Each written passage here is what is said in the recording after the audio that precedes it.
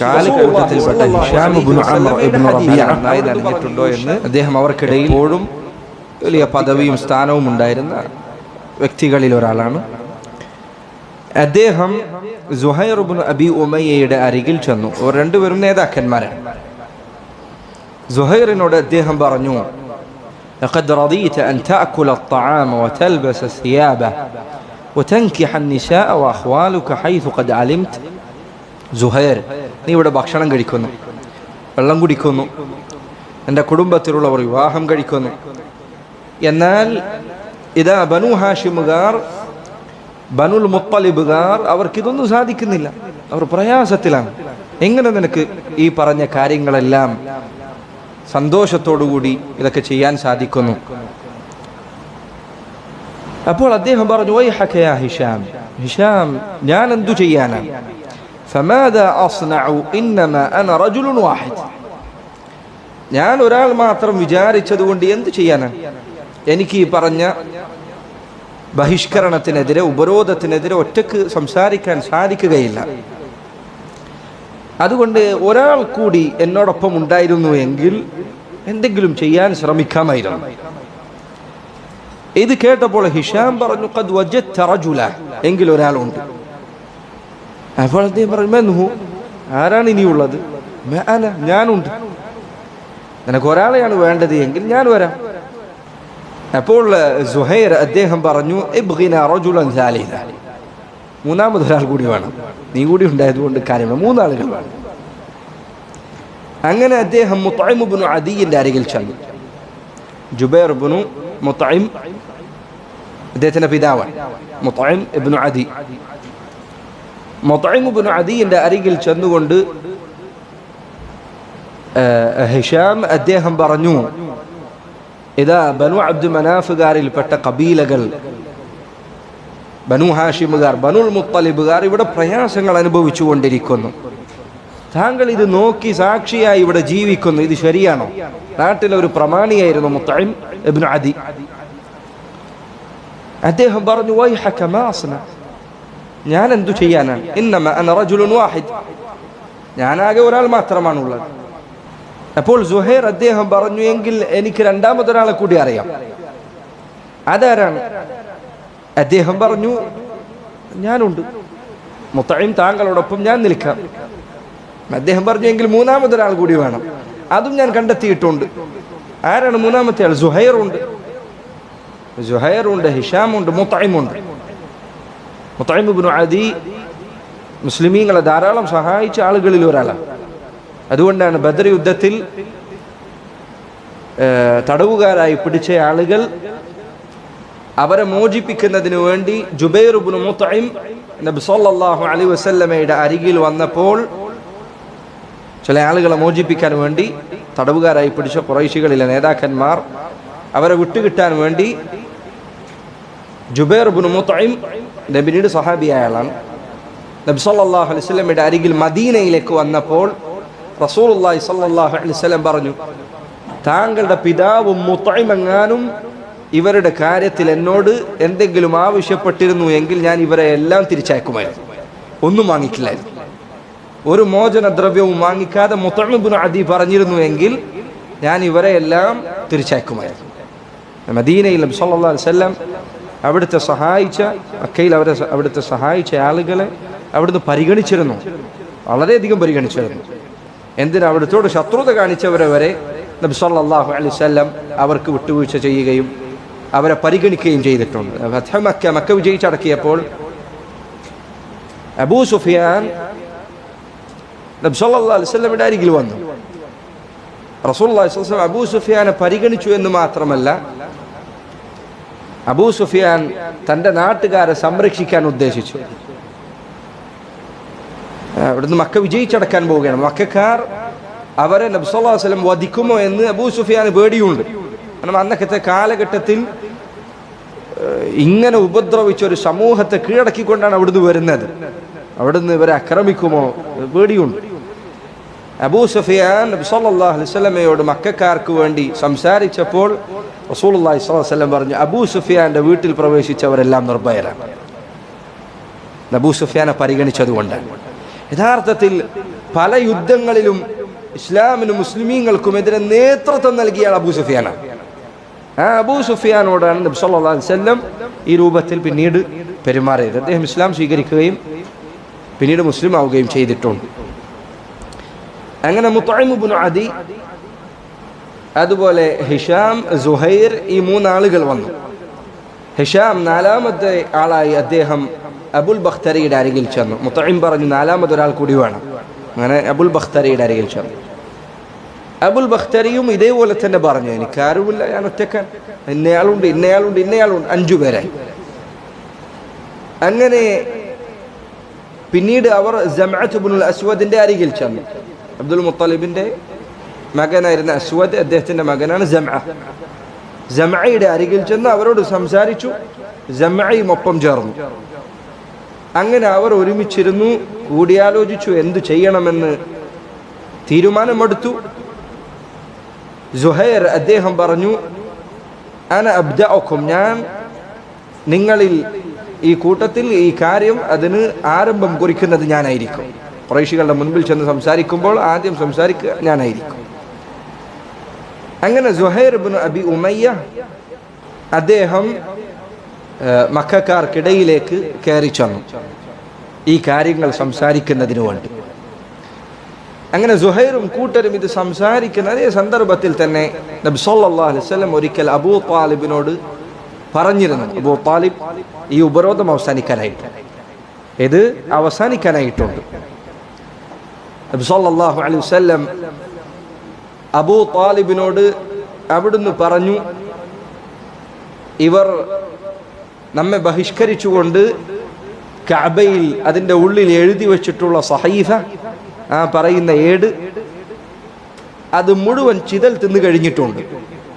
അതിൻ്റെ ആരംഭത്തിൽ അവർ എഴുതി വെച്ചിട്ടുള്ള ബിസ്മിക അല്ലാഹുമ്മ എന്ന വാക്ക് ഒഴികെ മറ്റെല്ലാം ചിതലുകൾ ഭക്ഷിച്ചിട്ടുണ്ട്, ചിതൽ തിന്നിട്ടുണ്ട്. ഇനി ആകെ അതിൽ ബാക്കിയുള്ള ബിസ്മിക അല്ലാഹുമ്മ എന്ന വാക്ക് മാത്രമാണ്. അബൂ താലിബ് ഇത് കേട്ടപ്പോൾ അദ്ദേഹം ചോദിച്ചു, റബ്ബുക അഖ്ബറക ബിഹാദ, നിന്റെ റബ്ബാണോ ഇത് എന്നോട് പറഞ്ഞു തന്നത്? നബി സല്ലല്ലാഹു അലൈഹി വസല്ലം പറഞ്ഞു, നഅം, എൻ്റെ റബ്ബ് പറഞ്ഞതാണ്. അദ്ദേഹം പറഞ്ഞു, ലാ വസ്സവാഖിബ് മാ കദബ്തനി, മുഹമ്മദ് നീ ഒരിക്കലും ഇതുവരെ കളവ് പറഞ്ഞിട്ടില്ല. സല്ലല്ലാഹു അലൈഹി വസല്ലം ഒരിക്കലും നീ എന്നോട് കളവ് പറഞ്ഞിട്ടില്ല. അബൂ താലിബിനോട് നബി സല്ലല്ലാഹു അലൈഹി വസല്ലം ഈ ഉപരോധം അവസാനിക്കാനായിട്ടുണ്ട് എന്ന സന്തോഷ വാർത്ത കുറച്ചു ദിവസങ്ങൾക്ക് മുൻപ് തന്നെ അറിയിച്ചിരുന്നു. ആ സന്ദർഭത്തിൽ തന്നെയാണ് ഈ കൂടിക്കാഴ്ചയും കൂടിയാലോചനകളും ഒക്കെ നടക്കുന്നത്. അങ്ങനെ സുഹൈർ അദ്ദേഹം മക്കക്കാർക്ക് മുന്നിലേക്ക് കയറി ചെന്നു. അദ്ദേഹം എഴുന്നേറ്റ് നിന്നുകൊണ്ട് അവരോട് സംസാരിച്ചു. അദ്ദേഹം പറഞ്ഞു, യാ അഹ്ല മക്ക, അല്ലയോ മക്കക്കാരെ, അനഅകുലു അത്ത്അം വനൽബസു സിയാബ് വബനു ഹാഷിമിൻ ഹൽക, നമ്മളിവിടെ ഭക്ഷണം കഴിക്കുകയും വസ്ത്രം ധരിക്കുകയും ആഘോഷിക്കുകയും ഒക്കെ ചെയ്യുന്നു. ബനു ഹാഷിമുകാർ ഇതാ നമ്മുടെ തൊട്ടടുത്ത് അവർ നശിച്ചുകൊണ്ടിരിക്കുകയാണ്. സ്വഹാബികളിൽ ചിലർ മരിച്ചിട്ടുണ്ട് ഈ സംഭവത്തിൽ എന്ന് ചില ചരിത്ര ഗ്രന്ഥങ്ങളിൽ കാണാം. ഈ ഉപരോധത്തിനിടയിൽ സ്വഹാബികളിൽ ചിലർ മരണപ്പെട്ടിട്ടുണ്ട് എന്നുവരെ ചരിത്ര ഗ്രന്ഥങ്ങളിൽ കാണാം. വല്ലാഹി ലാ അഖ്ഉദ് ഹത്താ തുശഖ ഹാദിഹി الصحيفة القاطعة الظالمة, അതിക്രമം നിറഞ്ഞ, കുടുംബബന്ധം മുറിക്കാൻ പറയുന്ന, അനീതി നിറഞ്ഞ ഈ ഏട്, ഈ കരാർ പിച്ചു ചീന്തിയിട്ടല്ലാതെ ഞാൻ ഇനി പിന്മാറുകയില്ല എന്ന് സുഹൈർ അദ്ദേഹം എഴുന്നേറ്റ് സംസാരിച്ചു. ഇത് കേട്ടപ്പോൾ അബൂ ജഹൽ അവൻ എഴുന്നേറ്റ് നിന്നുകൊണ്ട് പറഞ്ഞു, കദബ്ത വല്ലാഹി ലാ തുശഖ്, അത് കീറാൻ നിന്നെ ഞങ്ങൾ സമ്മതിക്കില്ല.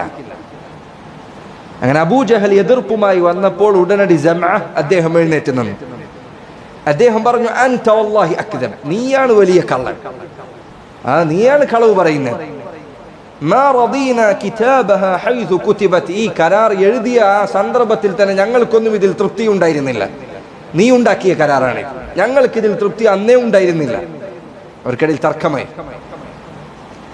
അപ്പോൾ അബുൽ ബഖ്തരി അദ്ദേഹം എഴുന്നേറ്റു. അദ്ദേഹം പറഞ്ഞു, സദഖ ജംഅ, ജംഅ പറഞ്ഞത് ശരിയാണ്.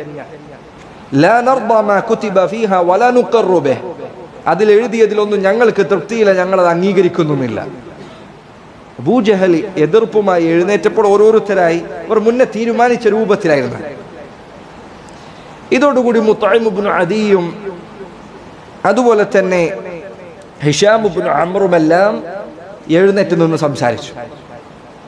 പ്രമാണിമാരായ കുറച്ചാളുകൾ ഒരുമിച്ച് സംസാരിച്ചതോടുകൂടി ഇതിനെ എതിർക്കാൻ അബൂജഹലിനൊപ്പം ആളുണ്ടായിരുന്നു.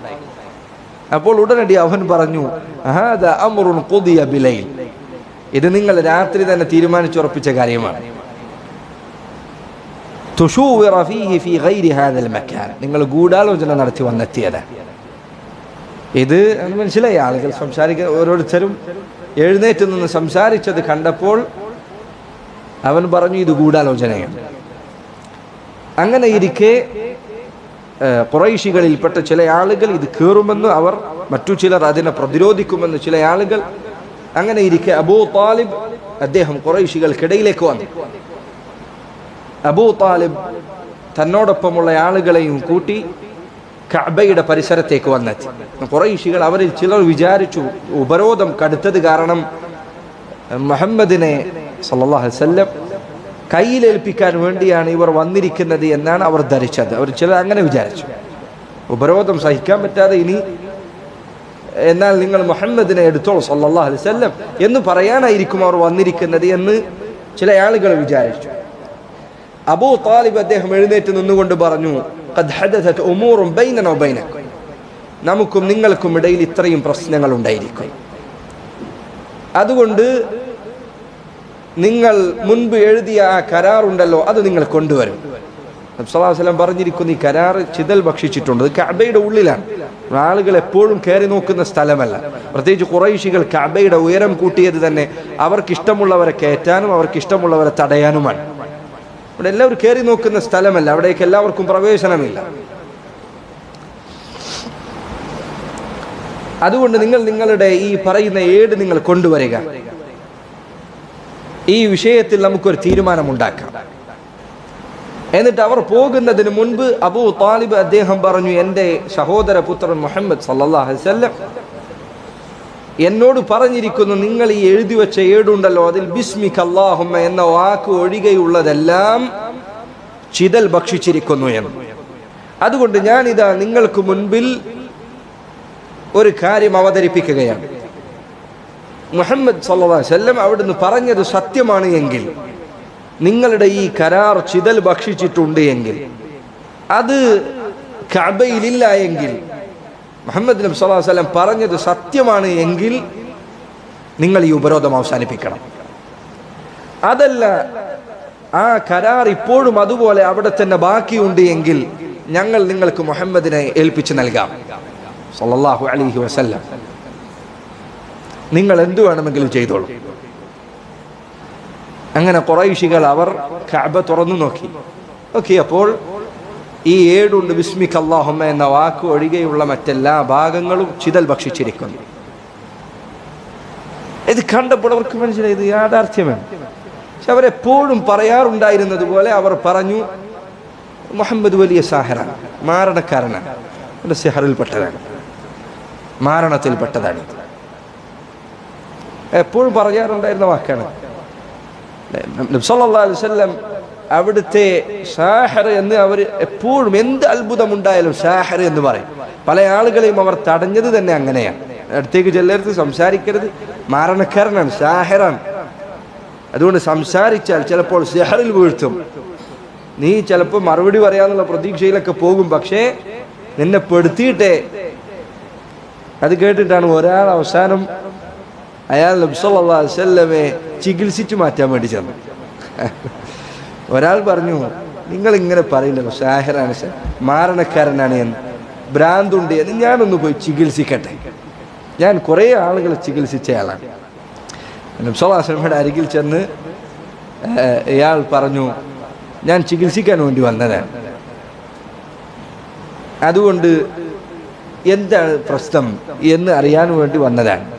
നബി സല്ലല്ലാഹു അലൈഹി വസല്ലം ഇദ്ദേഹത്തിന് ഖുത്ബത്തുൽ ഹാജ കേൾപ്പിച്ചു കൊടുത്തു. ഖുത്ബയിൽ നമ്മൾ ആരംഭത്തിൽ കേൾക്കാറ് അൽഹംദുലില്ലാ നഹ്മദുഹു വനസ്തഈനുഹു എന്ന് തുടങ്ങുന്ന വാക്ക്, അത് നബി സല്ലല്ലാഹു അലൈഹി വസല്ലം മുഴുവനായി ഇയാൾക്ക് കേൾപ്പിച്ചു കൊടുത്തു. ഇത് കേട്ടതിന് ശേഷം അയാൾ പറഞ്ഞു, ഇതൊരു മനുഷ്യൻ എന്തായാലും പറയാൻ പറ്റില്ല. ഞാൻ പല വർത്തമാനങ്ങളും കേട്ടിട്ടുണ്ട്, ഇതെന്തായാലും ഒരു മനുഷ്യന് സാധിക്കില്ല. അതുകൊണ്ട് ഞാൻ എന്തു ചെയ്യണം മുസ്ലിമാകാൻ? അശ്ഹദു അല്ലാ ഇലാഹ ഇല്ലല്ലാഹ് അശ്ഹദു അന്ന മുഹമ്മദ റസൂലുള്ളാഹ് എന്ന് പറഞ്ഞാൽ മതി. അയാൾ മുസ്ലിമായി. ചികിത്സിക്കാൻ വന്നാലാണ്, അയാൾ മുസ്ലിമായിട്ടാണ് തിരിച്ചുപോയത്. നബി സല്ലല്ലാഹു അലൈഹി വസല്ലം ഇതുപോലെ തന്നെ ചന്ദ്രൻ പിളർത്തി കാണിച്ചു കൊടുത്തപ്പോൾ ഖുറൈശികൾ പറഞ്ഞത് ഇതേ വാക്കാണ്. അവർ പറഞ്ഞു, നിന്റെ സിഹ്ർ ആകാശം വരെ എത്തിയിട്ടുണ്ട്, ഭൂമിയിൽ മാത്രമല്ല എല്ലായിടത്തും നിന്റെ സിഹ്റിന് സ്വാധീനമുണ്ട് എന്നാണ് അവർ മറുപടിയായി പറഞ്ഞത്. അതാണ് അല്ലാഹു സുബ്ഹാനഹു വ തആല പറഞ്ഞത്,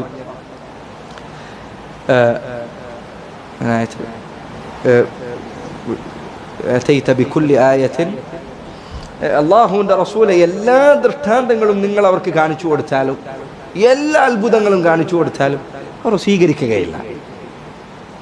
മേഘത്തിൻ്റെ ഒരു കഷ്ണം എടുത്തു കൊണ്ടു കൊടുത്താലും, ആകാശത്തിലേക്ക് കയറിപ്പോകാൻ വഴിയൊരുക്കിയാലും അവർ പറയും ഇതൊക്കെ മാരണമാണ്.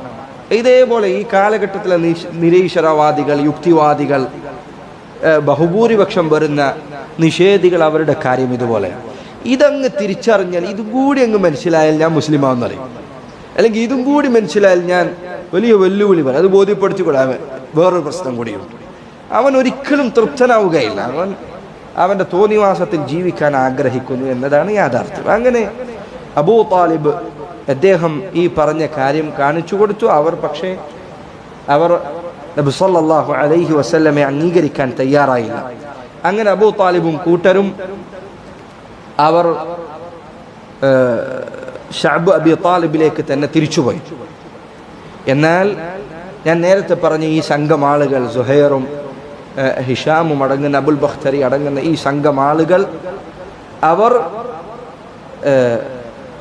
ഖുറൈശികളിൽപ്പെട്ട ഈ കൂട്ടം ആളുകൾ അവർ ശഅബ് അബി താലിബിലേക്ക് അങ്ങോട്ട് ചെല്ലുകയും അബ്ദുൽ മുത്തലിബിനോട് ഈ പറഞ്ഞ താഴ്വാരത്തിൽ നിന്ന് പുറത്തു വരാനും അവർ ആവശ്യപ്പെട്ടു.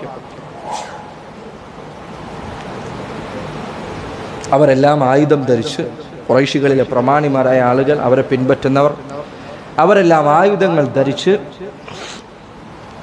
ഈ ആളുകൾക്ക് കാവൽ നിന്നുകൊണ്ട് അബൂ താലിബും നബി സല്ലല്ലാഹു അലൈഹി വസല്ലമയും സഹാബികളും ഈ ഉപരോധം ഏറ്റുവാങ്ങിയ ആളുകളും അവരെല്ലാം കൂടി മക്കയിലേക്ക് പ്രവേശിച്ചു. അവർ നബി സല്ലല്ലാഹു അലൈഹി വസല്ലം അവിടുത്തെ നുബുവത്തിൻ്റെ 7ാമത്തെ വർഷമാണ് ഉപരോധമുണ്ടായത്. നുബുവത്ത് ലഭിച്ചതിന് ശേഷമുള്ള 10ാമത്തെ വർഷം, അതിൻ്റെ ആരംഭത്തിലാണ് ഉപരോധം അത് അവസാനിക്കുകയുണ്ടായത്.